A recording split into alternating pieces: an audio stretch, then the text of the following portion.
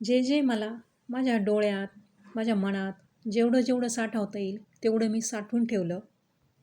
दिव्यांची अमावस्या, अमावस्येच्या आदल्या दिवशी, अमावस्येच्या दिवशी आघाडा नाही, दुर्वा नाही, असं का? नमस्कार मंडळी, श्री स्वामी समर्थ सर्वांना. मागच्या व्हिडिओला तुम्ही सर्वांनी खूप छान प्रतिसाद दिला, छान कमेंट केल्या.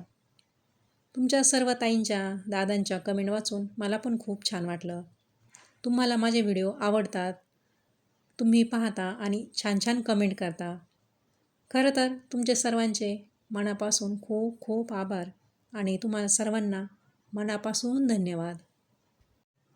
तुमचं स्नेह, तुमचं प्रेम कायम माझ्याबरोबर असंच राहू द्या, हीच स्वामींच्या चरणी मी प्रार्थना करते.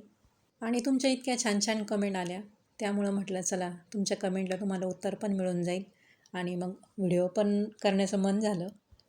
आणि खरं सांगायचं तर आजचा हा व्हिडिओ सगळ्यांच्या तुमच्या कमेंटमुळं आहे, तुमच्या प्रेमामुळं आहे.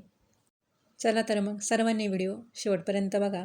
जे चॅनलवर नवीन असतील त्यांनी चॅनलला सबस्क्राईब करा, म्हणजे आपल्या चॅनलवर नवीन व्हिडिओ आला का त्याचं नोटिफिकेशन सर्वात आधी तुम्हाला मिळेल, म्हणजे तुमचं एक पण व्हिडिओ चुकणार नाही. तर आता 2-3 कमेंट होत्या की इतके दिवस व्हिडिओ आले नाही. बरोबर आहे तुमचं. 3 आठवडे झाले असतील मी व्हिडिओ अपलोड केलाच नव्हता. त्याचं कारण होतं मी 15 दिवस घरीच नव्हते.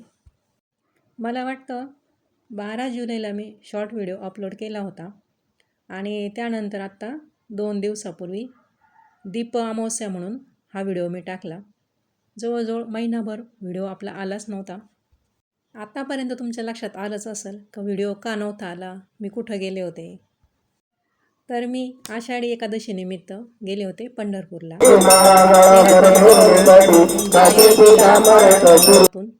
पायी दिंडी सोहळ्याचं प्रस्थान झालं होतं आणि आषाढी म्हणजे देवशयनी एकादशी झाल्यानंतर 25 तारखेला एकादशी होती आणि 27 तारखेला मी घरी आले. 15 दिवसांचा पायी प्रवास, आलेला थकवा, त्यामुळं व्हिडिओकडे मी लक्षच दिलं नाही. खरं तर कारण वेगळं होतं, ते सांगतेच मी पुढं तुम्हाला. वारीतसुद्धा मी ना अगदी मोजकेच पहिल्या दिवशी 1-2-3 फोटो किंवा 2-3 व्हिडिओ काढले असतील. व्हिडिओ मला वाटतं मी एकच काढला होता आणि ज्या फोटोमध्ये मी आहे ना ते फोटो दुसऱ्यांकडून घेतले मी, त्यांनी काढलेले होते. त्याच्यामुळं मी फोटो आणि व्हिडिओ याच्याकडे लक्षच दिलं नाही.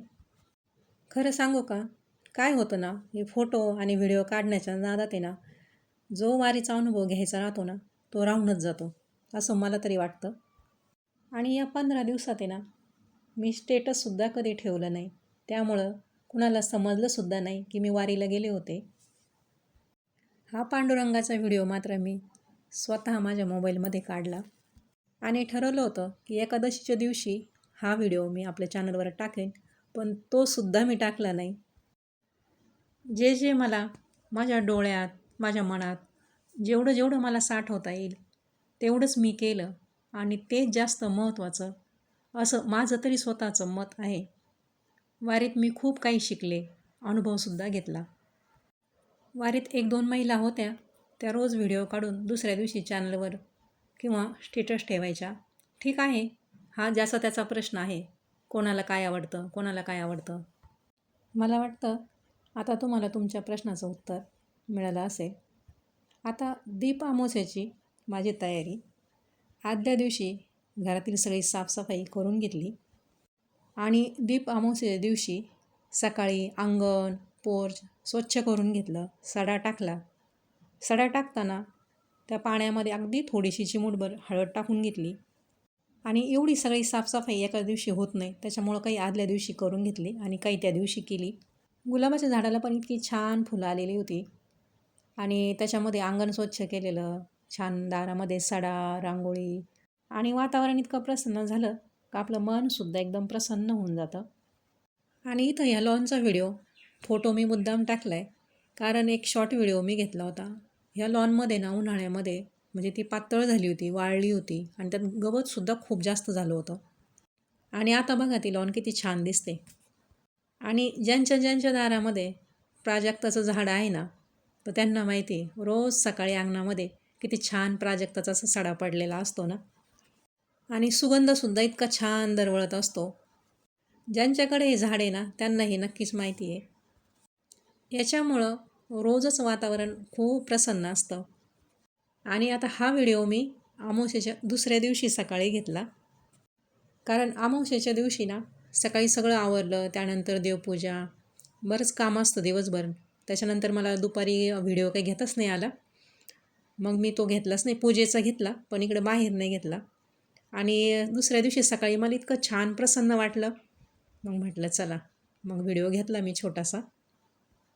आणि हा व्हिडिओ घ्यायचं कारण की आपल्या एक आठवणीसुद्धा राहतात. कारण काय होतं, घरामध्ये जसे आपण बदल करत असतो अधूनमधून, तसं अंगणातसुद्धा आपल्या कधीतरी बदल होतात. म्हणून मुद्दामच मी इथं हा व्हिडिओ घेतला. लॉन, प्राजक्ताचं झाड, असं मला एक आठवण जपायची होती म्हणून. आणि ही लॉन तर मला असं वाटत होतं इतकी वाळलेली होती, आता ही काढून टाकावी लागते काय. पण गवत काढलं, त्याला खत टाकलं तर खूप छान झाली.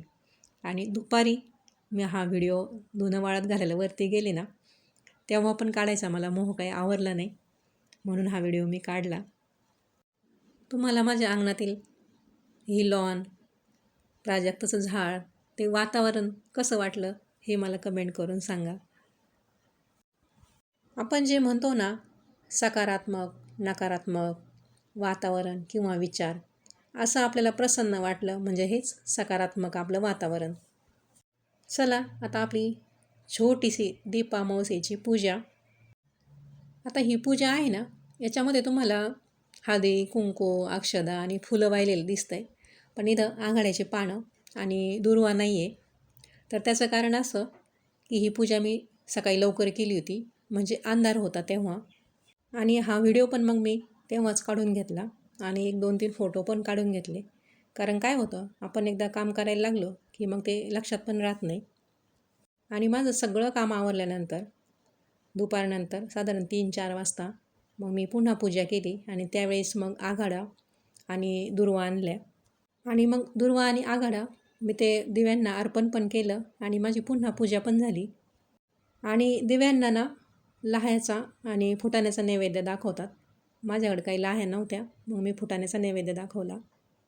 आणि आपण जेव्हा हे दीपपूजन करतो ना, त्यावेळेला जेवढे दिवे आहे तेवढे सगळे दिवे जरी प्रज्वलित केले तरी पण चालतं. आणि त्यातला एखादा दिवा जरी प्रज्वलित केला तरी पण चालतो.